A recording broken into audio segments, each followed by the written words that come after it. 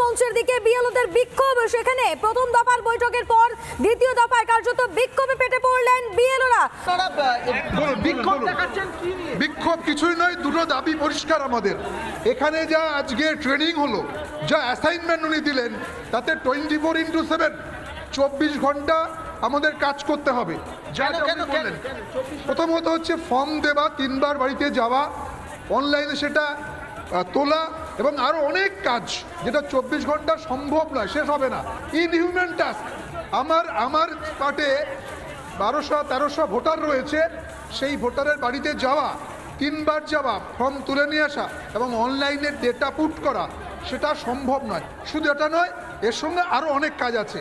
কিন্তু election commission থেকে বলা হয়েছিল যারা বিএলও হবেন তাদের অন্য আর কোনো কাজ করবেন না। আমরা সেই কথাই বলছি যে আমরা যে সময়টা কাজ করব, আমরা যে সময়টা ইলেকশন কমিশনের কাজ করব, সেই সময়ে স্কুলের কাজ করতে পারবো না, আমাদের অন ডিউটি দিতে হবে।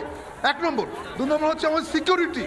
আমরা যে এই যে পলিটিক্যাল লুমফ্রেন্ডরা প্রতিনিয়ত হুমকি দিচ্ছে বিএলওদের, সেটা সর্বোচ্চ স্তর থেকে হোক বা যে কোনো স্তর থেকে হোক, আমাদের